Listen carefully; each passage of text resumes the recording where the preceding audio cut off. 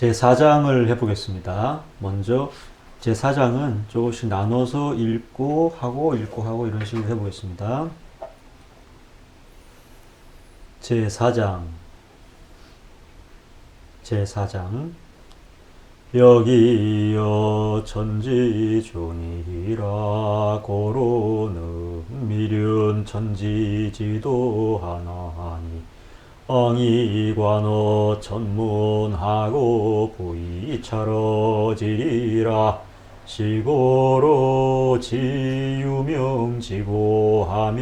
원시반종이라 고로지 사생지설하며 정기위물이요 유혼위변이라 시고로 귀신지 정상 하나 아니라 입니다. 네. 역은 천지의 큰 기준이 된다. 이로 시작하고 있습니다. 역은 천지의 기준이 된다. 그러니까 역이라는 건 자연의 질서를 이해하는 기준이요 또 규칙이 된다. 이런 뜻이겠죠. 그런 뜻이겠죠. 그렇기 때문에 능미륜 천지지도한다. 천지지도 즉 자연의 변화 원리 법칙 이걸 능히 미륜한다 이런 뜻인데요. 능히 미륜한다. 뭐 두루 가득하다 이렇게 쉽게 이제 해석을 하셔도 되고 미륜이라는 것은 그런 거예요. 이렇게 그물에 별이를 짜고 다시 이제 그물에 그 콤마다 이제 작은 그물을 또 엮어서 이제 그물 전체를 짜잖아요. 아니면 이제 배를 짤 때 천을 지을 때 이렇게 뭐죠? 그걸 뭐라고 하죠? C줄 R줄로 이렇게 엮어서 종횡으로 엮어서 이제 그 천을 짓지 않습니까? 또 여러 가지 다른 것들도 다 그런 방식이죠. 그와 같이 역도 처음에 지을 때 역도 지은 것이죠. 역을 지을 때 작괴를 할 때 8괴를 가지고 64괴를 만들잖아요. 이때 미륜하죠. 미하는 것은 이렇게 종으로 8괴를 배치하는 것이고 미운하는 것은 횡으로 8괴를 배치하는 거죠. 이렇게 하면 자연스럽게 방도가 형성이 되고 방도 안에 64개가 배치가 되잖아요. 그렇게 64개를 방도 안에 배치한 것과 같은 방식으로 그 안에 천지 지도를 다 담을 수 있다. 이런 것이죠. 이것이 이제 미륜 천지 지도의 의미가 될 겁니다. 관천문 찰지리, 우리가 관찰이라는 말의 어원이 여기서 나오는데 천문이라는 건 하늘의 그 흔적, 자취를 기록한 것이다 라고 말씀드렸었고요. 또 지리라는 것은 땅의 형세죠. 땅이 이루어진 바 여러 가지 다양한 형태들을 이제 살피는 것, 이것이 관찰인데 이런 것들이 전부 무엇이 되겠습니까? 그런 변화들을 기록하고 변화들의 어떤 형태들을 모두 다 64개 안에 배치시킬 수 있다는 얘기죠. 저는 항상 그래요. 처음부터 끝까지 제일 많이 아마 제가 강조하는 게 배열, 배치, 안배 이런 것일 겁니다. 어떻게 모든 우주의 변화의 원리, 천지의 모든 변화 원리, 모든 두두물, 모든 사사건건이 전부 사사물물이 어떻게 64개 안에 배열, 배치, 배속, 안배되느냐 라는 것으로 역은 이루어져 있다는 것이 항상 제가 강조하는 얘기고요.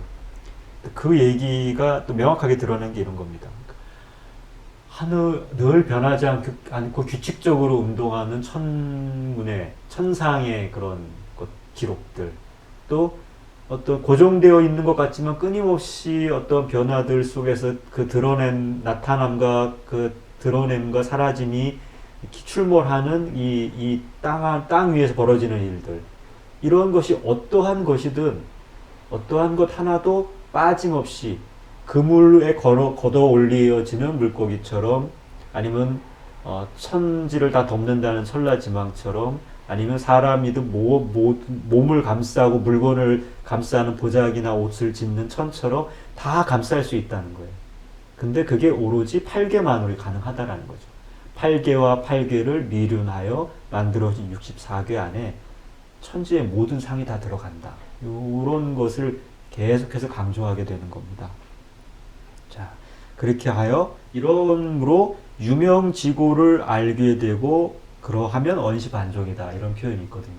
유명지고는 이 앞에서 제가 잠깐 설명드렸던 어떤 바탕과 바탕에서 드러남과 같은 겁니다. 유라는 건 보통 우리가 뭐 아득할 유 이런 표현을 쓰지만 명은 이제 명은 확연히 드러난 것이죠. 어떻게 보면 이렇게 우리가 쉽게 대상으로 알 수 있는 것, 어떤 현상이 있는 것. 유라는 건 그런 것이 아득한 거예요. 있는지 없는지 가물가물한 것. 이런 것이 유죠. 근데 그 가물가물한 것 안에서 밝음이 나오는 겁니다. 항상 어둠 속에서 밝음이 나오고 밝음이 다시 어둠으로 들어가듯이. 유명지고를 안다는 건 어떠한 상이 있어요. 상이 드러났어요. 그런데 이 상이 어디에서부터 왔느냐도 안다라는 것이죠. 이 상이 앞이면 이 상의 뒤가 있다라는 겁니다. 그게 주역에서 말하는 이 쌍대칭의 대칭괴들의 원리예요. 건과 곤이 대칭을 하는 것, 감과 리가 대칭을 하는 것, 뭐 중부와 소가가 대치를 하는 것, 대칭을 이루는 것. 이것이 유명지고예요. 아까 건괴는 건괴 자체로는 음괴가 없기 때문에 음의 변화를 일으킬 수 없다고 말씀드렸잖아요. 효변을 할 수가 없어요. 효변은 어디서 오냐? 곤으로부터 왔다. 근데 곤이 건괴만 있는데 곤이 안 보이잖아요. 그럼 그게 건의 유예요. 근데 변화가 드러나면 그게 명이죠. 건괴가 변화하는 모습을 우리가 확연히 들여다볼 수 있는 건 명이지만 그 변화가 어디에서 왔는지 모른단 말이에요. 사실 알죠. 우리는 알죠. 그게 곤으로부터 왔다는 걸 알죠. 그 곤이 곤에 해당하는 것이 유입니다. 모든 괴가 그런 변화를 가지고 있는 거예요. 그래서 이제 이건 뭐냐면 이제 이게 한대의 상수역의 초기 형태의 최초의 이론 중에 하나인 괴기설과 연관이 되어 있어요. 괴기설과 연관이 되어 있는데 뭐냐면 이제 그 괴상을 가지고 사시의 기운을 설명을 하는 것, 사시의 변화를 설명을 하는 것이죠. 뭐 잘 아시는 분들이 또 많으실 텐데, 그래서 뭐 최초의 양획이 하나인 복괴로 시작해서 복괴가 이렇게 양획이 거듭 쌓여 올라가서 건괴가 됐다가 다시 이제 음괴가 하나씩 올라오면서 구로부터 시작해갖고 곤으로 가잖아요. 그래서 복이 뭐 그 다음에 뭐 이런 그래서 복으로 시작해서 건을 이루었다가 다시 구로부터 시작해서 이제 박이 되고 뭐 이러한 것을 12달에다가 이걸 붙인 것을 이제 괴기설이라고 하죠. 괴기설. 누가 최초에 이거 얘기했는지 잊어버렸는데 아까 맹희. 한나라 상수역에 이제 조종쯤 되는 사람이다. 맹희의 괴기설에서 이게 등장을 하는데 이것의 바탕이 되는 이것이, 그러니까 이런 생각을 할 수 있었던 것이 바로 이 유명지고에서 나오는 거예요. 이미 개사전에 있는 이야기죠. 그래서 건괴는 곤괴를 바탕으로 하고 있고, 곤괴는 건괴를 바탕으로 하고 있으니까 괴기설도 성립이 가능한 것이죠. 괴의 변화들이 이렇게 사시의 변화와 함께 가는 모습을 보여주는 겁니다. 그러다 보면 이런 거예요. 곤괴의 최초의 초획이 양괴가 되면 지뢰 복괴가 되잖아요.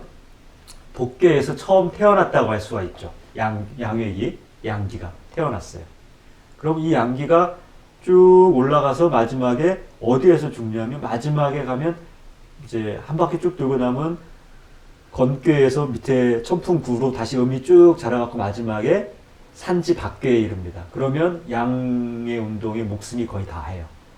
그리고 마침내 그것이 곤으로 가버리죠. 마지막 잎새처럼 마지막 남은 하나의 양획이 사라져버리면 모든 획이 육획이 음획으로 된 곤괴가 되어버리잖아요. 그러면 지뢰복에서 출발해갖고 12달의 운동이 끝나서 태어나서 죽음에 이르는. 그래서 그 생장소멸의 단계를 세분화한 12단계의 마지막에 이르는 거거든요. 이게 사생지도예요. 근데 그러고 나면 바로 그 다음 변화는 뭐냐면 이 곤에서 바로 그 다음에 다시 복으로 돌아오게 돼 있거든요. 무한불복. 끊임없이 이것이 반복이 되는데 이것이 나고 죽음의 모습으로 드러나잖아요. 우리가 시간 속에서. 그런 겁니다. 그런 그것이 본래의 시작으로 다시 마지막은 다시 최초의 시작으로 돌아간다. 이게 원시반종이거든요. 이것을 괴상, 괴기설에 비추어 보면 최초의 시작에 최초의 양획이 등장한 복괴가 마침내 모든 양의 운동을 다 끝마치고 다시 곤괴 속으로 들어가 버려서 죽어버리면 그건 다시 최초의 시작인 복괴로 다시 돌아온다라는 거죠. 이것을 되게 이게 제가 굉장히 좋아하는 말인데 제일 좋아하는 말 중에 하나예요. 왜냐하면 곤복지간이라는 말이 있습니다. 곤복지간이라는 건 동지의 일양이 생한다라는 유명한 표현이 있거든요. 동지의 일양생이라. 그래서 최초의 생명은 동지에 싹튼다라고 하는데 그 싹트기 직전, 동지 직전의 상태를 곤이라고 해요. 곤이라고 하는데 그 곤에서 최초의 동지의 일양이 생하는 그 사이, 곤복지간, 그 사이, 죽음, 그러니까 생사의 사이죠. 죽었으나 아직 다시 살아나진 않았으나 지금 죽지도 살지도 않은 상태. 근데 그곳으로부터 모든 생명이 드러나는 거. 모든 생명이 그곳으로부터 나와. 그것을 역에서는 곤복지간이라고 해요. 제가 아주 좋아하는 말입니다. 곤복지간. 그 안에 그 헤아릴 수 없는 신비가 있는 거죠. 신비하게 본다면 역에서. 이제 그런데 그러니까 그 곤복지간에 빠져버리면 자리를 못 잡고 이제 떠도는 모습처럼 나타날 수도 있지만 이제 꼭 그런 건 또 다른 얘기예요. 어쨌든 그래서 고로 지사생지설하며라고 하는 것은 이제 이걸 말하는 거예요. 이렇게 괴도 끊임없이 음양의 운동을 통해서 양의 운동이 멈추고 다시 음의 운동이 일어나고 그러면 다시 또 양으로 돌아가고 이런 걸 사생지설이라고 합니다. 그래서 이 안에서 정기위물이라 하는 것은 이 모든 운동을 드러내서 보여주는 것은 괴의 움직임이죠. 모든 괴, 그리고 그 괴마다 다 괴의 상을 가지고 있잖아요. 그러니까 이것은 괴를 이루는 양과 음을 정기위물, 그러니까 괴상은 위물이 되고 이 괴상을 이루는 그 운동하는 음양 획들은 음양의 운동을 정이라고 하면 그 운동 자체, 변화를 일으키는 변화 자체를 기라고 할 수 있겠죠. 그래서 정기위물이라는 건 음양이 계속 변하면서 괴상을 계속해서 변화시키는 거. 이렇게 순환하게 만드는 거. 그것이 정기위물입니다. 그러면 이것만으로 충분히 설명이 가능할 것 같은데 왜 유혼유변이라는 표현이 여기에 붙느냐? 아까 금방도 말씀드린 것처럼 곤복지간 같은 것은 괴상이 없어요. 그렇잖아요. 곤도 아니고 복도 아니에요. 괴상이 없어요. 하지만 거기서 무엇인가가 있죠. 그것을 혼이 논인다라는 표현을 쓰는 것이에요. 그래서 그 혼이 논이는 것이 결국은 변화를 일으키는 거죠. 그리고 이제 좀 더 재밌는 얘기로 가면 금방 이제 맹희의 괴기설을 잠깐 설명을 해드린 건데 맹희의 손제자, 제자의 제자죠. 손제자가 그 유명한 경방이라는 사람입니다. 경방의 여러 업적 중에 아주 대표적인 업적 중에 하나가 이제 팔궁도인가요? 그건데 이 유혼이라는 용어가 직접적으로 여기서 쓰인 거는 경방에 의해서 쓰여요. 경방에 의해서 뭐 1세, 2세, 3세, 4세, 5세 그리고 유혼, 기혼 그리고 본세 이렇게 해갖고 64괴를 각각 8개, 8궁으로 나눠서 8괴를 배속시키는데 그 배속시키는 8괴 중에 유혼괴라는 것이 있습니다. 그래서 64괴에는 8개의 유혼괴가 활동을 해요. 요것은 좀 복잡한 이야기이고 전문적이니까 나중에 설명할 기회가 있겠지만 문제는 이제 이 유혼이라는 개념이 어디에서부터 왔냐면 여기에서 왔다라는 것이죠. 개사에서 이미 유혼이 쓰였으니까 이것을 경방이 자신의 이론으로 정립을 한 건데 둘 사이엔 차이도 있고 또 어떤 동일점도 있겠죠. 그런데 중요한 것은 제가 생각한 중요한 것은 그러니까 원리적으로 본래의 유혼의 개념에는 제가 생각하는 곤복지간의 어떤 느낌 같은 것이 있지만 실제로 그것이 각 괴상마다 다 작용을 하기 때문에 유혼이라는 상태가 그때는 경방의 그 팔궁 괴기설을 참고를 나중에 기회가 있으면 한번 들여다보시는 게 좋아요. 그러면 굉장히 많은 또 재미난 이야기를 하실 수 있어요.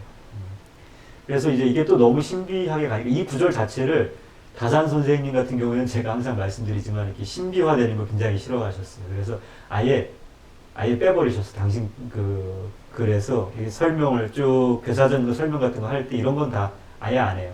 저는 의도적으로 안 했다고 봐요. 이런 유혼, 위변 이런 용어 자체를 써서 뭘 하는 걸 안 좋아하시기 때문에. 근데 뭐 어쨌든 저는 있는 건 다 한 번씩 건드려 보고 이해하려고 노력해 봐야 한다는 입장이기 때문에 이제 그런 말씀을 잠깐 드리는 겁니다. 나중에 이제 기회가 되면 말씀을 좀 더 드렸으면 좋겠네요. 이거 굉장히 재밌는 얘기가 많아서. 자, 그래하여 귀신지 정상이다. 귀신의 어떤 상황, 정황을 안다. 귀신 정상 이런 것은 뭐라고 할까요? 정보와 상황 이런 식으로 이제 이해하면 되겠네요. 귀신의 정보와 상황을 안다는 게 뭐야? 상황, 그러니까 일종의 현대어로 치면 상황의 상태, 상황과 상황의 상태. 그러니까 모든 변화 속에서 우리가 이렇게 변화들 안에서 이렇게 추연해 낼 수 있는 어떤 내용들이죠. 이제 그런 것인데 그 대상이 귀신이라는 거죠. 이건 귀신이라는 건 그런 거죠. 여기서는 언제나 음양의 변화가 귀신인데 음양의 변화에서 불측지변에 해당하는 게 귀신이에요. 음양의 변화는 전부 여기선 다 드러나도록 되어 있잖아요. 괴상의 변화로, 괴와 효의 변화로 다 드러나게 되어 있어요. 그리고 다 예측이 가능해요. 왜냐하면 효변이 있으니까요. 이 효가 어떻게 변할지가 담겨져 있기 때문에 그럼 이렇게 변하겠지. 이런 예측 가능성이. 그런데 반드시 그렇지는 않은 것이죠. 그렇게 괴와 효로 이루어져서 괴상과 효변으로 상태를 파악하고 이 상태의 변화 가능성들을 예측까지 해서 이런 것들을 이러한 정상을 다 파악하고 있음에도 불구하고 알 수 없는 불측지변이라는 것들이 발생을 하는 거거든요. 이러한 불측지변에 해당하는 것이 귀신입니다. 그러니까 이런 것들은 늘 괴의 세계 안에 있으면서도 괴에 포함되어 있지 않고 활동하고 있는 거죠. 이런 것들이 유혼, 본복지간 이런 것들이 다 서로 연결되어지는 개념들이에요. 근데 이제 이게 자칫 잘못하면 어떠한 신비화 속에서 잘못 활용될 수 있기 때문에 조심해서 다뤄야 할 개념이죠. 이제 그렇게 이해를 하시면 되겠습니다. 그 다음